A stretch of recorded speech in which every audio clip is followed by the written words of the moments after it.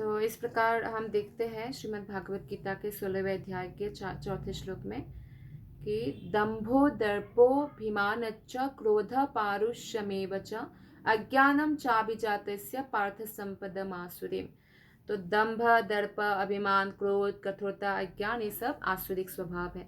तो आसुरिक लोग ही दिखावा करते हैं, मेरे पास इतना धन है, मैं इतना सुंदर हूँ, या मैं इतना बड़े घर परिवार से हूँ, मैं इतना एजुकेटेड हूँ। तो उनमें अहंकार आ जाता है, जो पतन का मूल कारण है। और ये अहंकार जो है, और ये जो भौतिक चीज़ों को लेकर इतना आसक्ति, और उससे क्रोध भी उत्पन्न होता है अगर कोई उनको मान सम्मान नहीं दे, क्योंकि वो ये सब इसलिए अर्जित करते हैं ताकि लोग उनको मान सम्मान दे। और जब लोग उनको मान सम्मान नहीं देते हैं तो वो बहुत क्रोधित हो जाते हैं। तो ये जो है नरक जाने का राजमार्ग है। वे चाहते हैं कि अन्य लोग उनकी पूजा करें, सम्मान दिखलाए, भले ही वे सम्मान के योग्य हो ना हो। एक अहंकारी व्यक्ति सम्मान के योग्य नहीं होता एक्चुअली, लेकिन वो फिर भी एक्सपेक्ट करते हैं कि लोग मेरी पूजा करें, मेरी सम्मान करें। और छोटी छोटी बातों पर वो बहुत गुस्सा हो जाता है।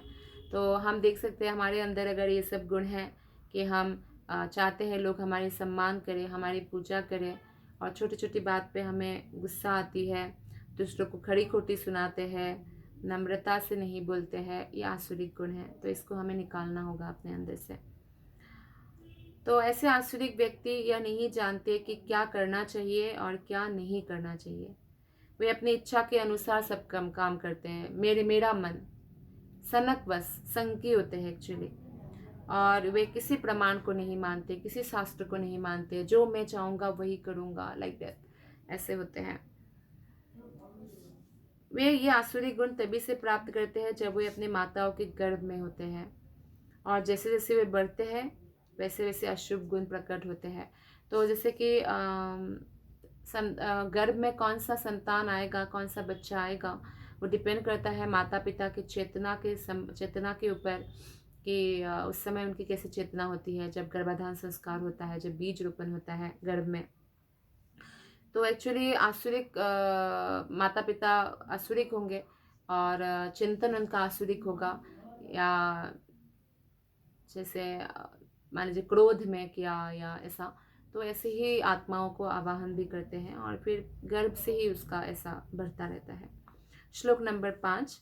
देवी संपद विमोक्षाय निबंधाया सुरीमता मा शुचः संपदम देवीम अभिजातोसि पांडव। दिव्य गुण मोक्ष के लिए अनुकूल है, और आसुरी गुण बंधन दिलाने के लिए है।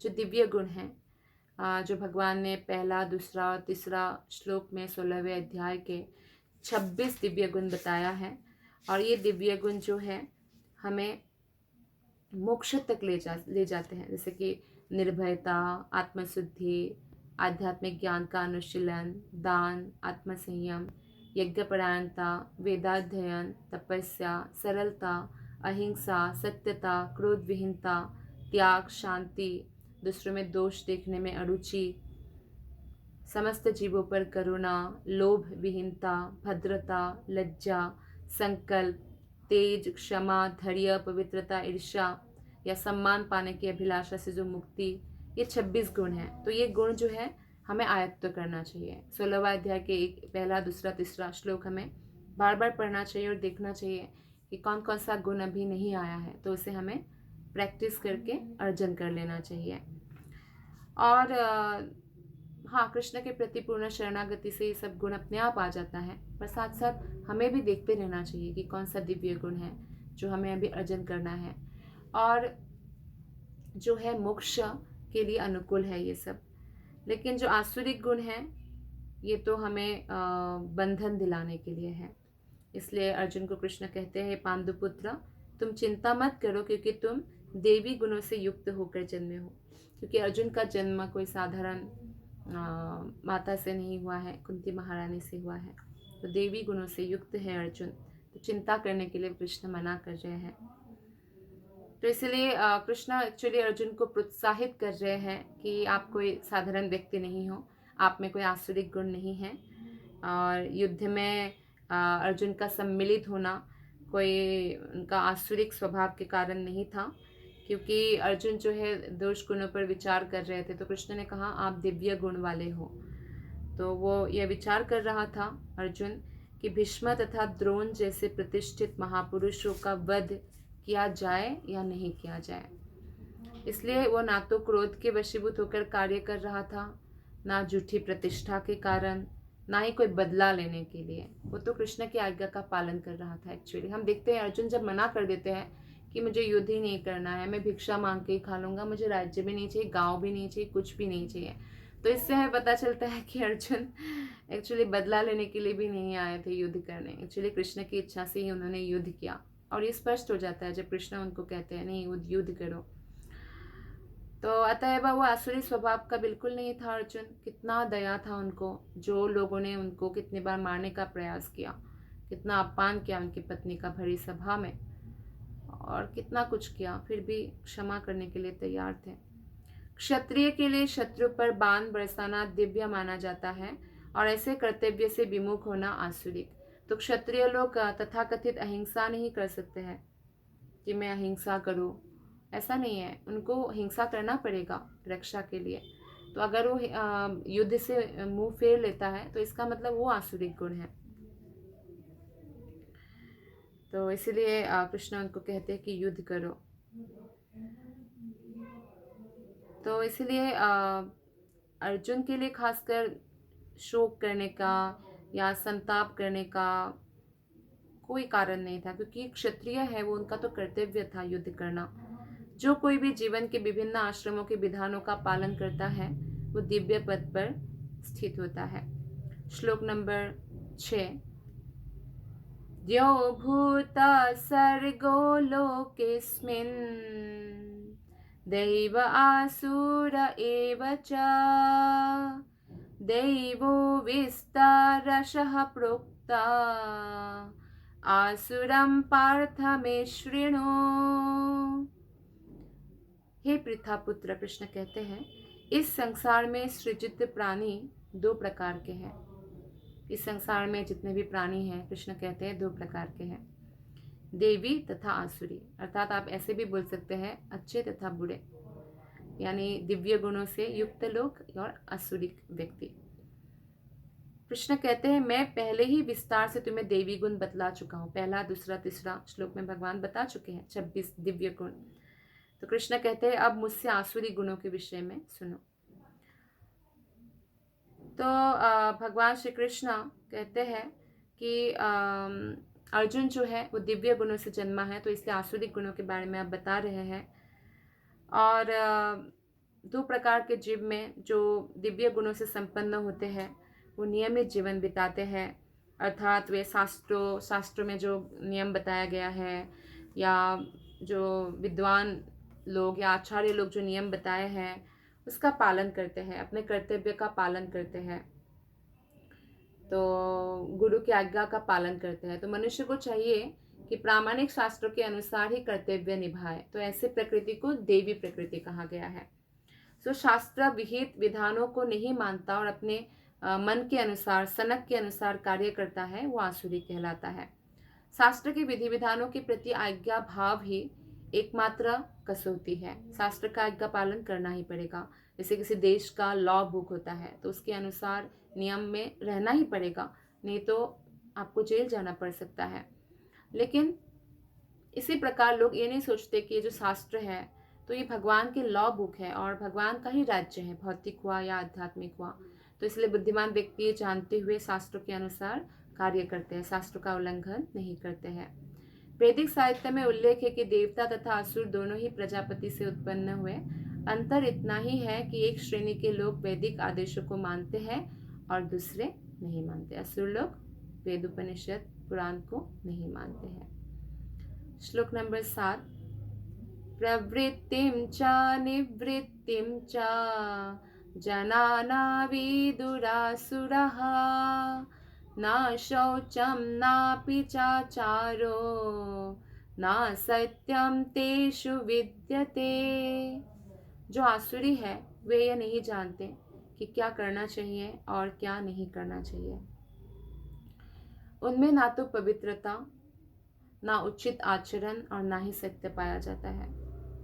पवित्रता की रक्षा नहीं करते, अच्छे कुछ भी आचरण कर सकते, जैसे कि कंस आसुरिक प्रवृत्ति का था, तो उसने देखा कि देवकी की शादी वो बहुत धूमधाम से कर रहा था, खुद रथ हाँक रहा था। जैसे ही देववाणी हुआ कि इस इन्हीं के 8वां पुत्र से आप मारे जाओगे, तो तुरंत देवकी का बाल पकड़ के तलवार से सर काटने वाले थे। तो ऐसे आसुरिक लोग होते हैं, उचित आचरण नहीं आता है उनको, तो एक स्त्री का गला काटने जा रहे थे। लेकिन क्या द्रोणाचार्य ने ऐसा किया? द्रोणाचार्य दिव्य गुण से युक्त थे। उनको मालूम था कि जो द्रुपद है उन्होंने ऐसा एक यज्ञ किया जिससे एक पुत्र उत्पन्न हुआ जो उनकी मृत्यु का कारण बनेगा, धृष्टद्युम्न। फिर भी जब द्रुपद उनके पास अपने पुत्र को लेकर आए तो कि इनको शिक्षा प्रदान करें, तो द्रोणाचार्य ने बेहिचक उनको शिक्षा प्रदान किया, जबकि उनको मालूम था यही मेरे मृत्यु का कारण बनेगा। तो ये डिफरेंस है एक दिव्य गुण वाले व्यक्ति में और एक आसुरिक वाले व्यक्ति में। उनका उचित आचरण नहीं होते हैं। प्रत्येक सभ्य मानव समाज में कुछ आचार संहिताएं होती है जिनका प्रारंभ से पालन करना होता है ताकि समाज के सभी लोग शांति से जीवन गुजार सके। तो जो वैदिक सभ्यता को मानते हैं उन्हीं को आर्यगण कहा गया है, और जो नहीं मानते हैं उनको असुर समझा जाता है। इसलिए यहाँ पर कहा गया है कि असुरगण न शास्त्रीय नियमों को जानते हैं और ना ही उसको पालन करने में कोई प्रवृत्ति पाई जाती है। उनमें से अधिकांश इन नियमों को जानते ही नहीं, कुछ लोग जानना ही नहीं चाहते हैं, इंटरेस्ट ही नहीं है, कुछ लोग थोड़ा थोड़ा जानते हैं लेकिन पालन करने की प्रवृत्ति नहीं होती। जैसे कि आप देख लीजिए रावण को शास्त्र का ज्ञान था, हालांकि रावण राक्षस था लेकिन उसको बहुत नॉलेज था। उन्होंने शिव जी के लिए जो स्तोत्र रचना किया तुरंत, या हमको पता चलता है कि उनको शास्त्र का ज्ञान था। हिरण्यकशिपु, जब हिरण्याक्ष का मृत्यु होता है तो उनके पत्नी को या रिश्तेदारों को वो हम आत्मा है, शरीर नहीं है, ये सब ज्ञान देते हैं। मतलब उनको ज्ञान था, जानते हैं थोड़ा थोड़ा, लेकिन क्या है, प्रवृत्ति नहीं है उसको पालन करने का। देखिए द्रोणाचार्य ने ही दुर्योधन को भी शिक्षा दिया, युधिष्ठिर को भी, तो सिर्फ तो शस्त्र शिक्षा तो नहीं दिया ना, शास्त्र का भी शिक्षा दिया। लेकिन युधिष्ठिर उनका पालन करते थे। दुर्योधन को पता था सारे धर्म क्या अधर्म क्या, लेकिन पालन करने में कोई प्रवृत्ति नहीं पाई जाती, क्योंकि आसुरिक प्रवृत्ति के लोग ईर्ष्यावश, इतना ईर्ष्या, इतना ईर्ष्या, इतना क्रोध कि वो धर्म का पालन नहीं कर पाते। उनको वैदिक आदेशों में कोई श्रद्धा नहीं होती आसुरिक व्यक्ति को, और इच्छुक भी नहीं होते उन आदेशों को पालन करने के लिए। असुरगण जो है ना बाहर से स्वच्छ होते हैं, पवित्र होते हैं, ना अंदर से। हर मनुष्य का ये कर्तव्य है कि वो रोज स्नान करे, रोज दंत मंजन करे, दांत को साफ करे, जीभ को साफ करते हैं, बाल हमेशा कंघी करना है, इससे कंघी करने से बाल स्वच्छ होता है। वस्त्र को बदलना चाहिए कि नहीं कि आज जो वस्त्र पहना कल भी वही पहन रहे, परसों भी वही पहन रहे हैं। तो शरीर को स्वच्छ रखना चाहिए, ये बाहरी स्वच्छता की बात है। और जहाँ तक आंतरिक स्वच्छता की बात है, मनुष्य को चाहिए कि वो हमेशा ईश्वर के पवित्र नामों का स्मरण करे। हरे कृष्ण कृष्ण कृष्ण हरे हरे, हरे राम राम राम हरे हरे, इसका कीर्तन करें। और असुरगण जो है बाह्य और आंतरिक स्वच्छता के ये नियमों का ना चाहते हैं ना इसका पालन करते हैं, वो अपना मनमानी करते हैं। और जहाँ तक आचरण की बात है, मानव आचरण का मार्गदर्शन करने वाले बहुत सारे विधि विधान हैं। जैसे मानवों के आचरण के लिए मनु संहिता है जो मानव जाति के लिए है। यहाँ तक कि आज भी सभी हिंदू मनु संहिता का ही अनुगमन करते हैं। तो इसी ग्रंथ से उत्तराधिकार तथा अन्य विधि संबंधी बातें ग्रहण की जाती है। और मनु संहिता में ये भी स्पष्ट कहा गया है कि स्त्री को स्वतंत्रता ना प्रदान की जाए। इसका मतलब ये नहीं कि जो लोग इसका गलत अर्थ निकाल के, नहीं शास्त्र में तो ये कहा गया है और शास्त्र तो पुरुष ने लिखा है, और शास्त्र कोई मनुष्य ने नहीं लिखा है। साफ साफ हमें पता चलता है धर्मम तो साक्षात भगवत प्रणीतम, तो भगवान से ही शास्त्र भी आया है, वेद उपनिषद पुराण सब कुछ भगवान से आया है। लिखित रूप व्यास देव ने, जो कि भगवान कृष्ण का ही अवतार है, उन्होंने लिखित रूप दिया। लेकिन उससे पहले भी ये सनातन धर्म सनातन काल से है, ऐसा नहीं कि रातों रात आ गया। तो स्त्रियों को दासी बनाकर रखने के लिए नहीं बोला। आप देखिए पौराणिक समय में जो जाने जाते थे बड़े बड़े राजा अपने माता के नाम से जाने जाते थे, जैसे कुंती पुत्र युधिष्ठिर, कुंती पुत्र अर्जुन, गांधारी नंदन दुर्योधन, यशोदा नंदन श्री कृष्ण, देवकी नंदन। तो माताओं का इतना सम्मान होता था स्त्री का। स्वतंत्रता प्रदान नहीं करने का मतलब ये है कि स्त्रियां जो है वो उनका हृदय बहुत कोमल होता है और उनका स्वभाव जो है बच्चों जैसा होता है, बालकों जैसा सरल होता है। तो उनको कोई भी फुसला सकते हैं, उनके इमोशनल ब्लैकमेल कर सकते हैं उनको, क्योंकि वो इमोशनल होते हैं और दूसरों के जज्बात को समझते हैं और बहुत जल्दी दया का प्रदर्शन करते हैं और श्रद्धा भी बहुत होती है उनको, दूसरों पर विश्वास बहुत आसानी से कर लेती है। या जैसे कि फॉर एग्जांपल आप देखेंगे कि जो भी भारत में जो कथा होता है, भागवत कथा ये वो, तो उसमें स्त्रियों का संख्या ज़्यादा होगी हमेशा, प्रभुपाद ने कहा है ये बात। तो इसलिए होता है क्योंकि श्रद्धालु होते हैं, तो बालकों के समान होते हैं। तो जैसे आपने बालक को, बच्चे को स्वतंत्रता देंगे तो कई बार क्या होता है उन्हीं के लिए हानिकारक होता है ना। तो इस प्रकार स्त्रियों को हमेशा क्या चाहिए, उनको प्रोटेक्शन चाहिए। जैसे जब बच्ची होती है, वो कन्या होती है, तो पिता उनको प्रोटेक्शन देते हैं, और जब वो विवाह होती है तो पति और बुढ़ापे में पुत्र। लेकिन असुरों ने ऐसे आदेशों की उपेक्षा कर दी और वे सोचने लगे कि स्त्रियों को पुरुषों के समान स्वतंत्रता प्रदान किए। लेकिन इससे संसार की सामाजिक स्थिति का सुधार नहीं हुआ।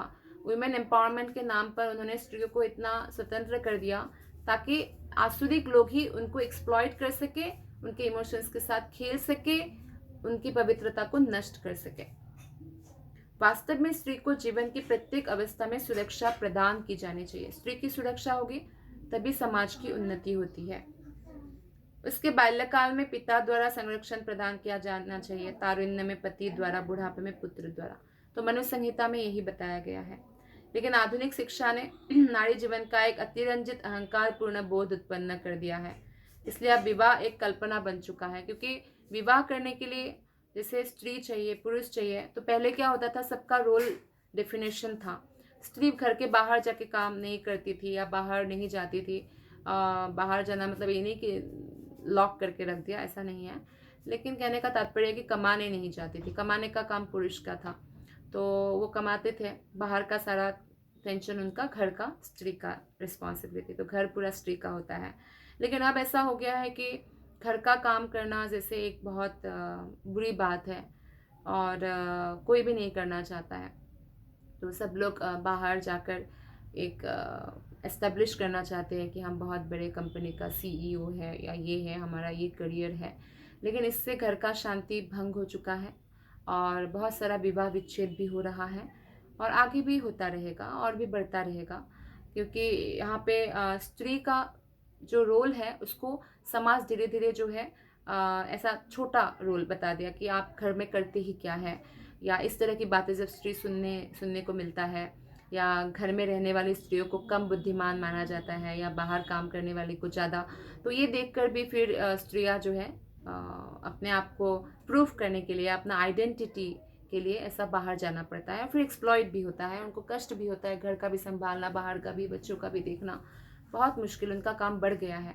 लेकिन ये सब समाज के कारण हुआ है, आसुरिक व्यक्तियों के कारण हुआ है। अगर स्त्रियों को प्रॉपर सम्मान दिया, जैसे पहले समय पर दिया जाता था, उन स्त्रियों का सम्मान किया जाता था जो घर बहुत सुचारू रूप से परिचालना करते थे, उनको बहुत सम्मान दिया जाता था, उनके कार्यों को सराहना जाता था। लेकिन अभी ऐसा नहीं है। तो एक विवाह एक कल्पना बन चुका है।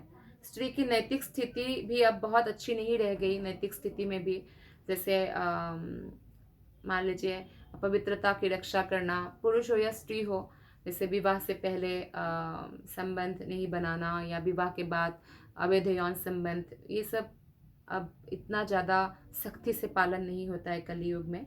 बहुत धीरे धीरे घट रहा है और आगे और भी घटेगा। इसलिए असुरगण कोई ऐसा उपदेश ग्रहण नहीं करते जो समाज के लिए अच्छा हो। चूंकि वे महर्षियों के अनुभवों और उनके द्वारा निर्धारित विधि विधानों का पालन नहीं करते, इसलिए आसुरी लोगों की सामाजिक स्थिति बहुत शोचनीय होता है, बहुत खराब होता है, क्योंकि वो शास्त्रों के आदेशों का पालन नहीं करते हैं। श्लोक नंबर 8। असत्यामा प्रतिष्ठं ते जगदाहुरनीश्वरम् अपरस्परसम्भूतं किमन्यत् कामहैतुकम्। कृष्ण आसुरिक लोगों के बारे में बोलते हुए कहते हैं, वे कहते हैं कि यह जगत मिथ्या है, इसका कोई आधार नहीं है और इसका नियमन किसी ईश्वर द्वारा नहीं होता। उनका कहना है कि यह कामेच्छा से उत्पन्न होता है और काम के अतिरिक्त कोई अन्य कारण नहीं है। तो आसुरी लोग ऐसा सोचते हैं, भगवान नहीं है और ये कोइंसिडेंटली ये वर्ल्ड बना, लोग जन्मे, ये वो, कामेच्छा से ऐसा सोचते हैं। तो कोई ईश्वर को मानते ही नहीं है, तो फिर वो भला अपने आप में कितना सच्चा होगा।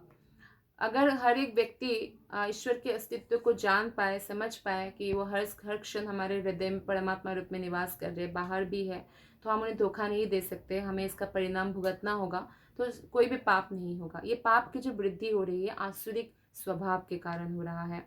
आसुरिक व्यक्ति इसीलिए लोगों को मार सकते हैं और लोगों को ठग सकते हैं, चोरी कर सकते हैं, क्योंकि उन्होंने सोचा है कि इसका हिसाब किताब हमें किसी को नहीं देना पड़ेगा। अगर हमने इस जो सो कॉल्ड कोड है इससे बच गए कुछ खिला पिला के, तो हमें कोई नहीं पकड़ सकता। लेकिन उनको नहीं मालूम है कि यहाँ पे अगर पनिशमेंट मिल गया, दंड मिल गया, तो नरक में दंड नहीं मिलेगा। जैसे मान लीजिए किसी ने मर्डर किया तो उसको फांसी पर चढ़ा दिया गया, तो वो बच गया एक्चुअली नरक में वो कष्ट पाने से।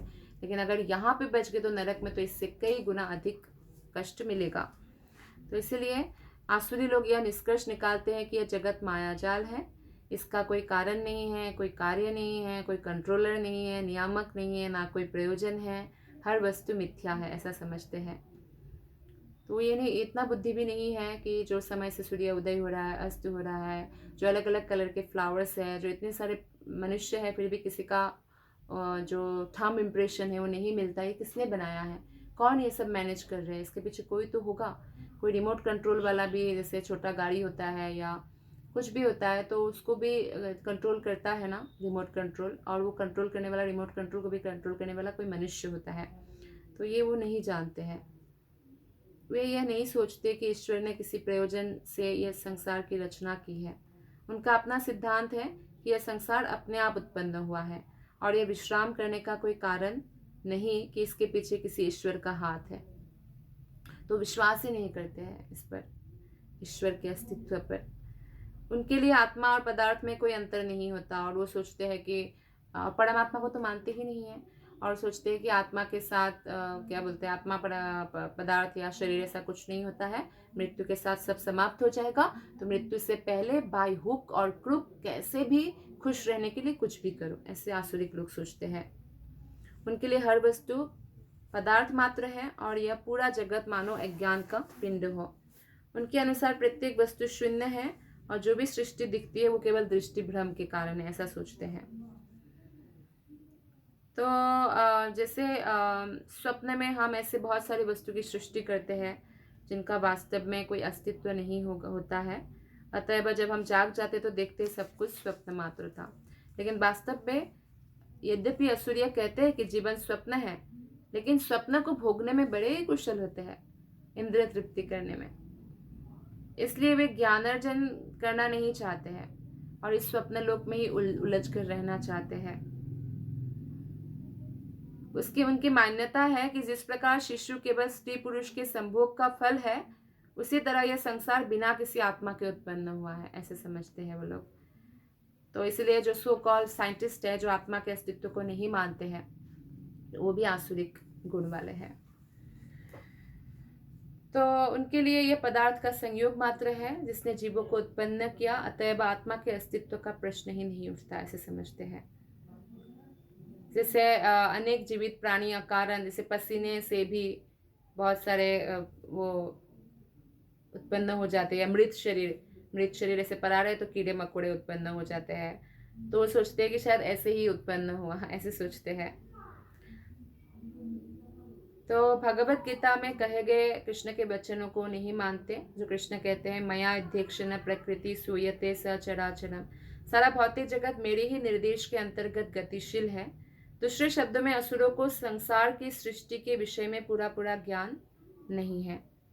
प्रत्येक का अपना कोई ना कोई सिद्धांत है। उनके अनुसार शास्त्रों की कोई एक व्याख्या दूसरी व्याख्या के ही समान है, क्योंकि वे शास्त्रीय आदेशों के मानक ज्ञान में विश्वास नहीं करते हैं। तो उनको शास्त्र में विश्वास नहीं है, कोई प्रामाणिक आचार्य में विश्वास नहीं है। उनको एक्चुअली ईश्वर, उनको लगता है कि ईश्वर है ही नहीं। ऐसे व्यक्ति आसुरिक स्वभाव वाले होते हैं। श्लोक नंबर 9। एतां दृष्टिमवष्टभ्य नष्टात्मानुल्पबुद्धयः प्रभवन्त्युग्रकर्माणः क्षयाय जगतो हितः। ऐसे निष्कर्षों का अनुगमन करते हुए आसुरी लोग, जिन्होंने आत्मज्ञान खो दिया है और जो बुद्धिहीन है, ऐसे अनुपयोगी एवं भयावह कार्यों में प्रवृत्त होते हैं, जो संसार का विनाश करने के लिए होता है। तो क्योंकि वो बुद्धिहीन है, एक तो बुद्धिहीन है, ईश्वर का अस्तित्व नहीं स्वीकार करते हैं, तो ऐसे ऐसे पाप कार्य करने लगते हैं, भयावह कार्य, जो उनको खींच कर एक्चुअली नरक की ओर ले जाते हैं। तो संसार का विनाश करने के लिए भी वो तैयार रहते हैं। भगवान उनको कम बुद्धि वाले कहते हैं या अज्ञानी कहते हैं। तो ऐसे नास्तिक प्रकृति के लोगों को अगर कोई राजा बना देंगे, इसको ईश्वर में कोई भरोसा ही नहीं है, तो आप सोचिए देश का क्या हाल होगा। तो इसलिए हमें सोच समझ कर जो वोट भी देते हैं, तो हमें देखना चाहिए कि ये जो नेता है, इसके अंदर आसुरिक गुण है, दिव्य गुण है। भगवान के अस्तित्व पर ही भरोसा करता है, भगवान की सेवा के लिए क्या क्या करता है। एक्चुअली जो भक्त है उनको हमें सिलेक्ट करना चाहिए। ये बहुत इंपॉर्टेंट है, नहीं तो पूरा समाज डूब जाता है।